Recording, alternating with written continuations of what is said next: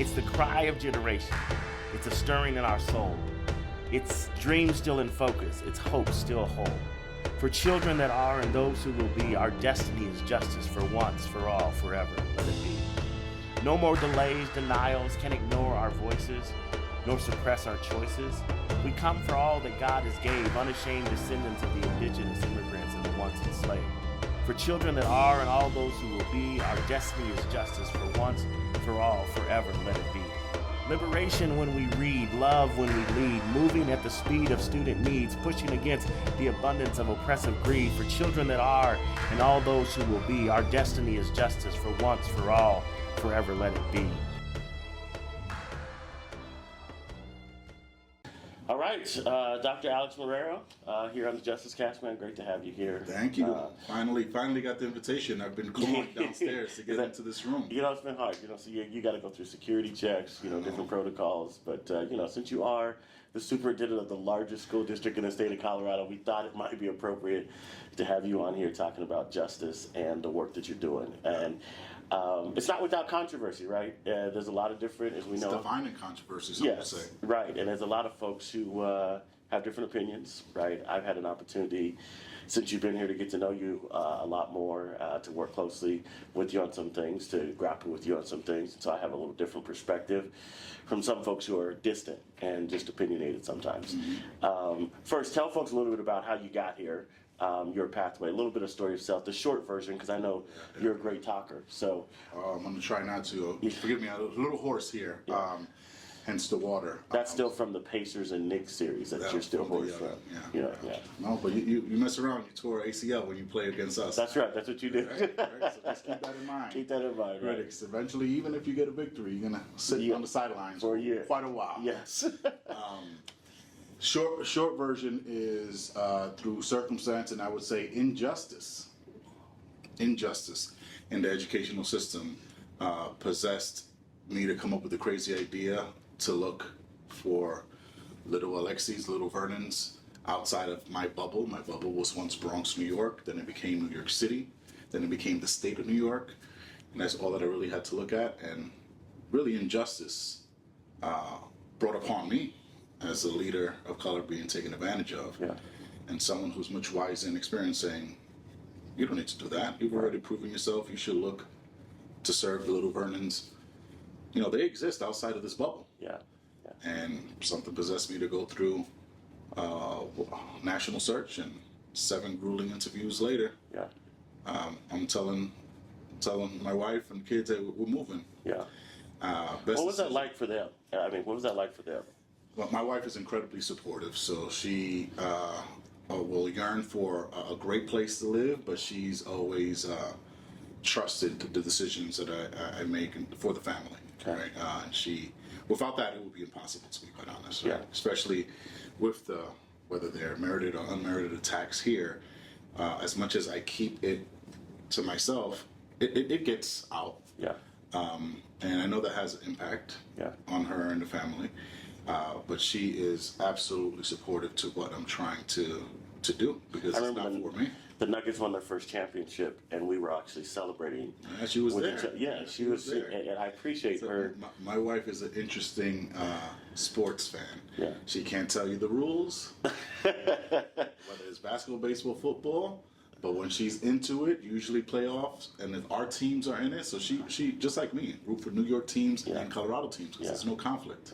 Meaning Yankees, American League, Rockies, National League. Let's not mention our baseball teams, kind of rough. But same thing with basketball. We have the Eastern Conference, the Knicks. We have the Western Conference, the Nuggets. And we've been 2 years so close to getting both of them in the championship.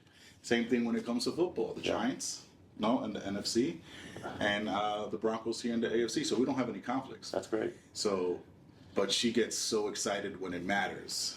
So some will call those not true fans, but she's a fan of the game. She's a fan of the game. She's a fan of winning when it matters. Yes, exactly. So speaking of winning when it matters, you took over a district that was, it's the largest school district in the state of Colorado. Had a lot of challenges, specifically around how it was serving black and brown children, how it was serving poor children, special education challenges. You saw all of that, and still you applied for the job. Why? Yeah, I think a lot of that has to do with what I was dealing with in New York. Okay. I was sitting in the seat, albeit interim, for the entire year of COVID.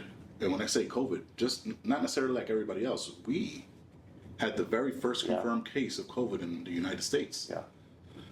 It was catty corner to the office. Right, so we were on Main Street. It was City Hall. It was the district, the mayor, the controller. We were all in one place, and the synagogue was catty corner across the street from Iona College, and that was patient zero or the index case, whatever they called it. Yeah. So when I say I was living it, I was not only living it, I was leading through it in the most impactful way. And then after leading in that capacity, and also doing my role as the head of curriculum and instruction, arguably the two toughest jobs in any district, for one salary. And folks would just say, okay, yeah, just get us through the year, and then okay, yeah, just go through the process, and I realized, okay, and I didn't know any better. Right. It took someone wise saying, you've proven yourself, and there's bigger challenges out there. Yeah. So the challenge that you explained and we're experiencing here is what actually drew me. If that makes any sense. Yeah. Right? So, not that I yearn for disruption and dysfunction, but I believe I'm actually at my best in those situations, if it means anything. Yeah. Right, so Tell me. So there's mixed reviews on Dr. Marrero, right? Which every leader, we know that. We have our fans, we have our critics, we have folks who think we shouldn't be in any position we're in. You've got staff who I've worked with who just sing your praises, right? And then you have former staff who no longer work for the district who say a very different thing, right? What's the truth? well, I guess it's for you and whoever's watching this to determine. What I can say is every system that I've been a part of, I've been able not only to be proud of the work, point to absolute success, and have reverence when I'm or what we did is brought up. When the day comes that I'm no longer here, that will be the case here, right? What I believe is happening in our system, and I'm going to tread carefully because I'm not interested in poking. Right. But I have very little, possibly no regrets on how, maybe tactical approach regrets, but in terms of decision making, zero. Yeah. Whether it was successful or not in the eyes of whomever, because I didn't have any horse in the race other than making the system better. Right. I didn't know Vernon before I got here. Right. I didn't know Joe, Shmo, Sally, or May. Right. I drew my conclusions, and I think that's the issue at hand. Right. I think some folks are well intended, and there are some folks who are just in it because it's convenient, or they've been asked to, or if I can say it so bluntly, it's their livability. Right. This is how they make ends meet. Right. And okay, I respect that. I even respect the hustle that comes along with it sometimes. I look back and admire, but I'm in charge of the system. The system is to create opportunities for students, families, and communities that have been historically marginalized, as you opened up. Right. And if you're not in it for that, then I'm sorry, you're not part of the solution. So when you ask someone, whether it's abruptly or through a very formal way, or even casually, that I've made my determination that you're not here for kids, then it's hard for them. Yeah, it's hard to hear that. It's hard for them because they may not believe it or they've been outed. Yeah. Right? So I would say when you're doing disruptive work, you have to have that mixed bag of reviews. Right. Because if everybody loves you, then all you're doing is twiddling your thumbs and pacifying. Right. I like what you just said, that when you're doing disruptive work, there's some things that, like you said, has to be disrupted. I mean, the children's campaign, I'm sure you got a copy of this, but I think in the children's campaign results, it talks about Denver Public Schools, of course, and I think the proficiency rates for the district are not where I know you want them to be, right? They're not close to where you want them to be. There's some things that you were doing that I believe have been good. You can talk about the data mine. There's some other things I know you're doing with the cohorts that you have, the collaboratives. I'm sorry, the collaboratives that you have folks in now. What do you think is the thing right now that is causing disruption to bring about justice within Denver Public Schools? That you were saying, hey, I know this is upsetting some folks, but at the end of the day, I believe this thing is going to bring about the justice that's being denied.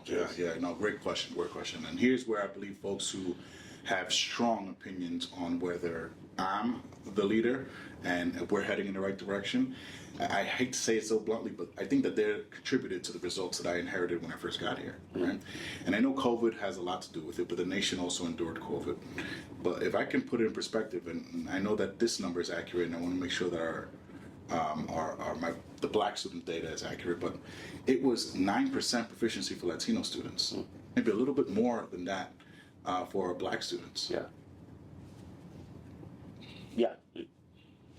Right, we're nothing to celebrate, right? No, but let's put, again, the folks who are upset, Right. how convenient to forget that. Right. That was my baseline. Right. I can tell you that it's not 9 and 13 any longer. I think it was 13 and 9 respectively, black and brown. Right. So the fact that we're hovering around 20, you can't celebrate that because that means 80% overwhelmingly majority are not proficient or illiterate. Right. But with all the distractions and like the audacity is what I would say. The audacity. Have some ownership. So what I believe that we're doing to address that is putting that on Front Street and then putting it clear into data. No one's hiding a thing. Right. But I believe that when folks interpret their story, they're cherry picking purposefully to justify their existence in this ecosystem. Right. Because there are people who say that we've not been transparent, and I say we as a district, those of us who have not been transparent about the data. But the data's out there, right? It's not as if the data is being hidden. I mean, you can go to CDE, you can go to the district website, you can go to reports like the Children's Campaign, which tells us that and this is the older data, but this is like in 2022, to your point, we had students who were English language learners were 29% proficient in Denver in 2022, right? So you look, that's the 21-22 school year. That's a very different reality now. Here we are in 24-25 school year. What happened? What did we do differently? I think it's about keeping the main thing, which has been incredibly difficult to do. I want to be transparent in the sense that it's hard for me to be the lead educator when in this system, and this is harsh feedback for the Denver community. Right? I joked, as I mentioned, I was in DC advocating for public funds that have been promised to us and appropriated, and now all of a sudden we haven't received them because of the federal decision making that's going on. Could be a $70 million hit for the state of Colorado, right? It's anywhere from 11 to 14 for us. $1 million. Right. So, and we have commitments. We just potentially settled, waiting on the ratification of our union contracts. Things that we've been able to do under this administration that has been a struggle prior to. Right. So, across the nation, folks are striking. It's not happening here. The intentionality, I think, goes a long way. But imagine all the commitments to our employees, commitments to our most underserved populations to try to address those really disgusting results that we have been forced to publish. It's going to get worse if we don't have the resources. Now, getting back to your question, here's where I believe that we need to do a better job, us as a system, but also the community to embrace, right? I came into the system with polarizing views, right? And let's call someone person X who hates person Y. Now would have breakfast with X, lunch with Y. That still exists, right? But I think it's now more towards the system and now it's become political. And I joked with Bennett that folks see me as a politician, and I understand that that's part of the equation. But that is unique to the Denver landscape, right? I know the chancellor of New York City. I know the LA. I know the big cities. It's part of our work, but we're not seen as such. Right. I say when I mention Bennett, it's because I think Bennett had a lot to do with it, whether it was intentional or not. You'll never find any other superintendent who left the superintendency to not represent the state at the federal level.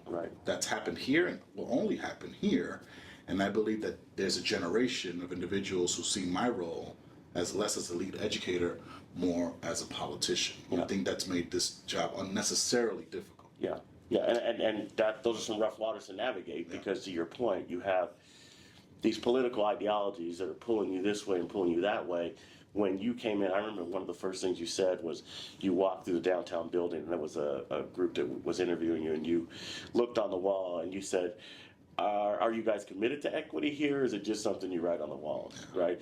It was in that moment I said, okay, let me see what he's about, right? Is he going to really push this issue of, hey, let's stop being about the slogans and the great, words on the wall, and let's actually put them into practice, right? And I think when you talk again about disrupting the system, I think people who've had the system as it is, and you bring someone in who's like, hey, these results, 9% and 13%, are nowhere justice. And I'm here as the lead educator to bring about justice that gets these kids, that just is what all kids driving, right? So here's when it doesn't get articulated, it's frustrating because to me that's the baseline, right? But beyond the frustration, what I can say is what I think Denver got right. I'm happy that it was me. Yeah. Right. So selfishly. Yeah. Yay. Right. Opportunity of a lifetime. But I believe the system needed someone who didn't have any alliances, any commitments, any promises to uphold. Other than the children, right? Other than what you're supposed to always. And we don't even do this here, but in New York, when you become superintendent, you have to raise your hand. Yeah. You take an oath. Yeah. We should do that here. Yeah. Right? And the oath is less about who's going to be on the board, less who's going to influence, less who's the political machine behind it's your commitment to the system. Yeah. Right?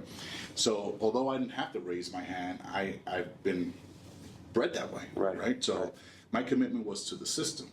And what I discovered is that folks who say all the right things, I don't want to generalize, but there are some folks who are well-intended. Yeah. But maybe needed something or were not given the opportunity to influence change. Yeah. There are some that it's all rhetoric. Yeah. Right? And those could be the majority of the folks who are not fans. Yeah. And I love that actually because that gives me the motivation that I need. Because again, you can't do disruptive work without the criticism. Right? If everybody's praising you, then you're doing nothing. Right? And if nothing changes, nothing changes. Right? You're going to get the same outcomes. Right? So those folks who are out there throwing stones, it's not that I don't want to hear you. Keep it coming. Yeah. Right? You give me the motivation. And to be quite honest, outside of the realm here of nationally, folks are praising what we're attempting to do. Right. That cannot be disputed. Because every single time DPS, whether it's me or anyone from my team shows up, it's more of a red carpet treatment. Right? People appreciate not only the results that we're getting, albeit incremental, the approach. Right? So those folks continue to be disgruntled, and here's the harsh reality for some of those individuals. If you were not given the opportunity and the obstacles were not removed for you and you were well-intended, then hopefully we can work together. Right? I can sing the same song for what you're trying to build here. Yeah. Right? I don't know if you were given the opportunity to influence change the way that you would like to. Yeah. I'm not speaking about the Vernons and the Faith Bridges. Yeah. These other folks, hate to say it, this is why people don't look, this is New York in me. You're complicit to the oppressive outcomes that we've got. And you're in the way, so get out of the way. Yeah, they don't like to hear that. They don't like to hear it. No, they don't like to hear that. But they're going to continue to either hear it or feel it. Yeah. Right? Because they're not invited to the table anymore. Yeah. And it drives them absolutely crazy. Yeah, and to your point earlier, like there are some folks who their livelihood is actually based on this system staying in the mediocre state that it is, right? I'm so thrilled that you mentioned that. Yeah. Because we look at folks and you do a little background check saying, okay, you're clearly not an educator, so you question whether they know what they're saying. Right. Then look, I respect someone who needs to produce for him, her, and theirs. Yes. It's my duty to defend the system that I'm responsible for. Right. So aside from my respect for the way that you hustle, it speaks to integrity. Right. If you know you're doing something that you do not know what you're referring to, cherry picking data to make your point, just because you've been asked to or told to, you sold your soul. Right. You sold your soul, and you have to deal with that. Right. But you're not going to influence what we're trying to do. Right. Exactly. So, you talked about some tactics that you said. Okay, I feel good about the decisions that I made, but there's some tactical things that maybe rub my team the wrong way. These new people who were adjusting to Dr. Marrero, what was a tactic in your own approach? Because I've been able to witness some transformations in your leadership style and see you become, because when you come in as new, you're trying to figure things out. I've seen you become more. I've seen the listener in you come out. I've seen the person who's very reflective. I've seen the person, sitting around superintendent's council, being able to take some hard feedback and say, okay, let me go back to the drawing board and think about that. Not everybody gets to see that, right? Because again, some folks really don't want to be in the work. They just want to criticize the work. What is it? Yeah. What is a tactic that you say, hey, boy, if I could do that over? Yeah, yeah. And whatever the issue is, what is the tactic you say I should have done that differently? I think it's more the approach. Yeah. Right. So when I first was given the opportunity to engage with this community, as you know, I got involved in a deep listening and learning tour, hyper focus on those historically marginalized populations, in particular those who felt invisible. Yeah. For generations. And that was deep reflection. I engaged the community, as you know, to put together what ultimately became the strategic plan. But once I had those, to me, they were marching orders, right? So we had several months into the tenure at that point, so it was time to deliver. And the approach is what perhaps I could have done differently, meaning if I have the marching orders captured in a plan, which again are the needs, the wants, and desires of the community, in particular those who've been invisible. Yeah. Then I have my marching orders. Let's get to it. Yeah. So me wanting to get to it ruffled some feathers and created even enemies, because if you were in the way, you were in the way, right? The time needed to make sure that folks understood where we were trying to go is I believe caused a lot of heartache and unnecessary pain for me. Yeah. And I saw it as, well, the means are more important. The end is more important than what happens along the way, as long as we get to the result, right? Yeah. Now realizing that the folks in between the ultimate, what you're trying to accomplish, and just the aggressiveness that goes along with it, and the quickness. Folks, some feedback that I've gotten from some individuals, we're not saying that you're wrong, you're right. But here, culturally, you have to take the time to do this, to walk folks through it. Right. And I think, I agree 100%, but I also think that, to your point, and my belief, is there's a lot of folks who always want to walk because they don't feel the same sense of urgency that disenfranchised families, neglected families, marginalized families feel, where we're in a position to say, no, we need to run. You know how long we've been waiting for this? You know how long we've been promised this change? Since 2005, they said this and da-da-da-da. So there's a lot of people who want to your point, walk it out, and they want to, have think tanks and all this kind of stuff and be gradual, and they want to step by step because they are okay. The system is designed for them to thrive no matter what the pace is, right?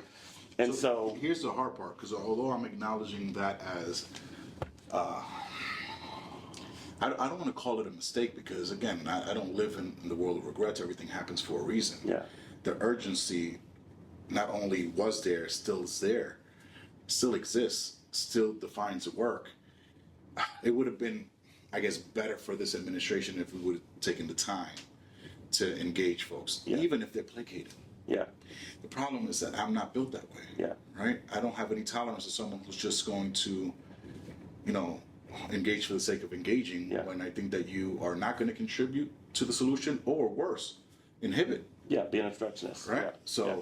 So, and that's me, right? Yeah. No, I think I have to grow, or maybe I have to assemble a team that can do that, right? Yeah. I also have learned this. You mentioned in terms of the intimacy that goes along with seeing me and my team in action. And that has been overwhelming. That's why I'm being reflective in terms of I wish I could have, but when you balance that with urgency, urgency is always going to win. Yeah. But as you know, I established a DPS 101, and that came about when I would hear, whether it's in the media, whether it's emails, whether it's public commenters, just misconceptions. Yeah. Just, I don't know if it was their way of interpreting what's happening, or they were told, mostly the latter. And I said, wait, I have a duty to make sure that they understand how we function here Right. and what we're trying to accomplish. And it was exactly what it sounds like, DPS 101. Let's learn about policy governance. Let's learn about me, Yeah. right? Let's learn about what we're trying to achieve. The different end departments, statements, the leaders, the departments, yeah. how we operate, from transportation to our portfolio model, you name it. Yeah. Not only was that well received in terms of the information, the best feedback that I received at a 201, meaning it was so successful year one that they wanted to continue. We went Yeah. a layer deeper. A 201 graduate who was from East, I don't want to Okay. disclose who came in 2 years ago. To say a skeptic is an understatement, Yeah. right? Yeah. And the best feedback that I received from said individual, but also someone from the Southwest who had a school that was impacted through some of the decisions that I've made, was the best decision. Now I understand how difficult this is, Right. but also what you're trying to accomplish Right. and how difficult it is and how we have not helped. Right. It's the best feedback I ever received. Yeah, that's great feedback. I think one of the things that I appreciate, and I think every leader can be more transparent, right? I think every leader, but I think you're going to come in, you're going to disrupt the system. I would love leaders who just come in and tell it like it is. Like, hey, like you said, 9%, 13%. That's not okay. That's never going to be okay. So what we are going to do is that we're going to go fast, and we're going to do the right thing, but we're going to do it fast. And I think setting that pace for people up front, to me, is letting them know, no, we're going to run faster. We're going to do things quicker. And we're not going to guess and all these kind of things, but we're going to bring in best practices from here and there, and we're going to do it fast. Because I think that's what our community has been frustrated with, is lack of transparency. Then when things get done, they get done in a way, and I'm not saying under your administration, there may be some things that folks feel that way, but when things get done, they get done to them and they didn't know about them. And then all of a sudden, here we are, right? So I encourage you to continue to be bold, but to be clear about, here's the pace we're setting. And I do say, you're right about those people around you. You gotta have some dogs who want to run and who want to do that thing at the pace that it needs to be done at. Yeah, and we have a good mixture of folks who quite a bit are local, as you know, who've been Yeah. promoted within, and Yeah. we brought some talent. But I also know that it's as difficult as it is for me, as the person who always necessarily gets the blows. It's difficult for them as well. Most definitely. Right? Here's also what I believe that we can do better, not just the system, but I think the community as a whole. It's hard to celebrate proficiency rates that are so low, but we are. So the 13% or whatever that was handed to me as the starting point Yeah. for Black students, I'm pleased to say not only are we far away from that, we're at the all-time high ever for Black student proficiency. Yeah. But the number is so low that how can you celebrate anything that is not 80 plus? Right. Right? But that gets lost in the shuffle here, Yeah. right? The graduation rate has been somewhat praised, but even folks are questioning whether that is a valid measure. But how convenient that we forget that folks who are still influential in our ecosystem, when they were at the helm, it was 38%. Right. Right. How convenient, Right. right? Right. And for whatever that motive is, or whatever promise that is, or how taboo Yeah. that may sound, but I'm saying it loudly, Yeah. not proudly. I actually appreciate the innovation and creativity and the absolute urgency that existed then, that created the system that I inherited. Now has this incredible option for every scholar. Yeah. Right. That includes charters, innovation, and district-run schools. So Yeah. I commend the effort to do something radical. Right. Right. But 80% to 38%, that's a significant difference. Yeah, very, right? very big difference.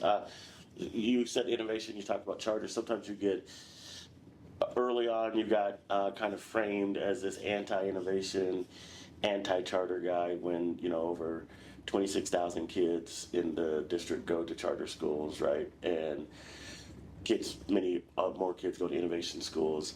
I appreciate you saying those are tools, right? Those are tools of disruption that can be used effectively to help us get to a place of justice. So, is Dr. Marrero anti-charter? Is Dr. Marrero anti-innovation schools? So thank you for the question. Yeah. I to simply put it, absolutely not. Yeah. And I think the evidence, when you look at it, it's pretty clear. Yeah. I've embraced this notion that if we as a system have failed to have a pulse on what the community needs and a charter is brought upon it, then not only is that good for the community, first and foremost, that's an incredible reflection point for us, the system. Yeah. Right? We failed to acknowledge that there was a need here. Yeah. Right? Now, not every charter was built that way. Correct. And that's where the tension comes in. Right? I don't subscribe to this divide and conquer and big fish eats little fish. Right. I'm not going to say that that necessarily exists here. Right? So when I say things like that, folks say and scratch their heads. I think it's less about me, if I be so bold to say that it's more about what they were accustomed to. Correct. Right? And some have said, hey, the red carpet is no longer out for certain types of school models. Yeah. And that's an accurate statement, right? Because just like I would have conversation with person X and person Y who hated each other, one pro charter, one against, I'm drawing my own conclusions. Right? Why would we roll out the red carpet for any type of governance model? Doesn't make any sense, right? So I think that's reflected in the school transformation process, that I have a duty to make sure that we have quality schools across the system. Right. And I made that very clear to all sectors. Right. You know, we should not have a school that's lingering year 4, 5, 6 on the state clock, regardless of what you are. Right. Right. We have a duty to make sure that we're responsive to the schools. Is that the boldness that's coming? I think, because at the Elevate Schools Network is something that I've been read into. I've had a chance to give some feedback on that. I'm excited about what could be, and this is maybe my radical disrupt the system kind of perspective. I am excited about a day that could be when we look at every school model, and if you're failing kids, you're not going to be open. Doesn't matter if you're traditional, doesn't matter if you're charter, doesn't matter if you're innovation. I celebrate that day when the standard across the board, as one who's run all of those, run a tradition, run an innovation, run charter, I never felt, and this is no disrespect to who was leading at the time, I felt much more accountability when I was running the charter for my outcomes, for things like my CSC being in place, because I had to submit those things and be accountable for those things. When I was running traditional models, I didn't necessarily feel, I felt accountable to my students and my families, but I didn't feel that same level of pressure that comes when I was running a charter network or even an innovation network. So I'm excited about the fact that the standard's going to be the standard, and what we expect as community is great schools for all kids. I don't care about what type it is.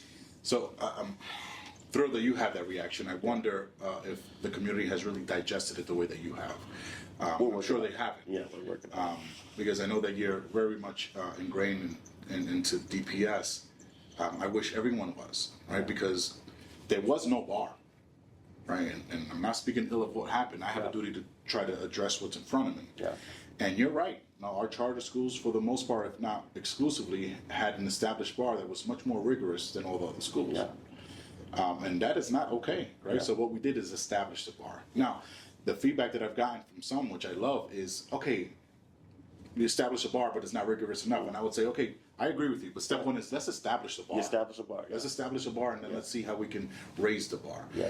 I believe that that is in the near future, where we won't have any school that is underperforming, because we would have addressed it, Yes. no matter what governance type it is. I think Yes. that we're already started that, and I want to thank everybody, from unions to our collaborative council innovation sector, who have subscribed. We did a whole lot of reflecting and tweaking to make sure that we can get to a place that everybody can accept. Yeah. But back to your previous question. Here is, and I don't want to disclose where, but I'm sure some folks know. Yeah. I answered the charter question, but the innovation, because I know that's also been, right? Yeah. I believe I have a duty to be responsive, and you have intimate experience when something is not working, we can't ignore it. Right.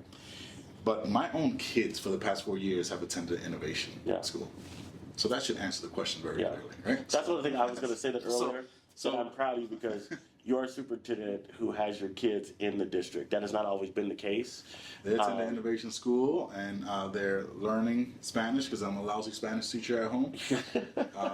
And it's been the best for them. Yeah. The best for them. So we got a minute left. A minute left. A minute left. That's We can't it. do 2 parts? Yeah, we can Have do a 2 lot parts. more We're gonna to come. share. I know you do, and that's why I want you to come back because we could talk forever, and I think it's necessary. We should do this on a regular basis so that we can help get the word out to people. And as people know, like we're very respectful of each other, very friendly with each other. I think, but we also push each other. Yeah. And so I think people can see good energy here, and I think this is what it needs to look like in our community, that We don't have to make vile posts about people. We don't have to attack people's humanity. This is something I appreciate about you, because we have, I think, your purpose, in spite of what folks may think, right? Because you get some criticism too, not Yeah. to the extent of what I get, right? But it's clear. You don't have any horse in the race, right? And you're not going to compromise yourself or your organization. Your ethics Yeah. cannot be disputed. And I think that that's what has allowed us, when we have had some differing opinions, that I can look beyond. I don't have to question Yeah. why you're showing up to the table. Yeah. Right. If we disagree on something, then that happens. That's the democratic society that defines us. Yes. Right. I wish I can say that for everyone else who comes to the table with an issue. I can't. Some folks have ulterior motives. Yeah. And I don't have any tolerance for that. Right? Yeah, we don't. I don't have any tolerance for that. It doesn't get Urgency things is too done for important, kids. but also you're just trying to get in the way of what we're trying to accomplish, right? Yeah. So I always appreciate having a different perspective, because who am I to always have the right approach, That's right? right. That's why I've assembled a team. I believe in community-driven and community-led and district-supported, Yeah. right? Sometimes it requires us to take the bull by the horns, but I am truly a public servant. And folks who hear me say that say nonsense or something more vulgar, you are part of the community, but you may not be the majority. That's right. You may be the folks who know how to navigate the system. Yeah. You may be the individuals who have access to the system. Right. You're the folks who are savvy enough. And here's the most controversial: the ones who are loud and obnoxious enough get heard. Yeah. And we hear you. Yeah. I have a duty to hear those who, again, have been underserved, marginalized, and feel and believe culturally that they have no say. That's right. So that's all I'm doing, activating the masses, quite frankly, Yeah, right? yeah. Because that's the majority of our right. population. That's right. And if they overwhelmingly want to move right, and you want to stay stagnant or move left, I have a duty to be responsive, communicate that, but move accordingly. Yes, sir. And I think that irks folks, and it causes so much distrust in those individuals. And I get it. Yeah. I don't take it personal. I just they're not seeing and hearing what I'm hearing, and they're also not in my role. Yeah. You Well, this is and I- part one. This is part one. We got many parts to go, because I think I'll leave with this. Yeah. Here's something that we all do. Back to, we started with my wife, and in the sense that she never played any sport. I'm a sports person, whether you Yeah. believe it or not, right? And talk a lot of noise about your baseball game and your basketball no, game. I could play at one point. I was really good. Surely not now. Yeah. But even as well as we think we were, even if we were in a professional scene, what is it they call it? Living room and sidearm quarterbacks. Oh, yeah. Huh? Armchair quarterback. Armchair quarterback. Yeah. Thank you. Backseat drivers. Yeah. Right. It's easy to say what we should or shouldn't have done when you don't have a beast coming to take your head off. That's right? right. When you have the ball. That's right. right. That's right. This is not the gridiron. Yeah. Right. It's so easy when you haven't sat in the seat to say, okay, he's doing something wrong. Right. So that's why it bounces off. Yeah. Right. You don't know, and there's a few folks. My network. This is pretty sad, but my network and my friends are either sitting or former superintendents who are much wiser, brighter, and more experienced than I do, who the situation at their community has resulted in them being a fallen soldier, a fallen justice soldier. Yeah. And those are the networks who I connect with because they understand it. Yeah. Right. The other it's just feedback, right? Yeah. But the criticism, if you really don't know, then Yeah. you don't know, right? Yeah. You try, taking the ball across the gridiron. Right? Yeah. It's the same thing, right? There's a linebacker there. There's a Very, corner. very easy to say when you're just in the comfort of your lazy boy. Yeah, Right? that's right. That's right. Right. Very easy to say when you're on the outside looking in and you've been impacted in a way, and I feel terrible if you have been impacted. I don't feel terrible if you contributed to the system Yeah. that I inherited. But Yeah. it's just feedback, right? Yeah. Well, I look forward to continuing to push for justice with you. Let's do it.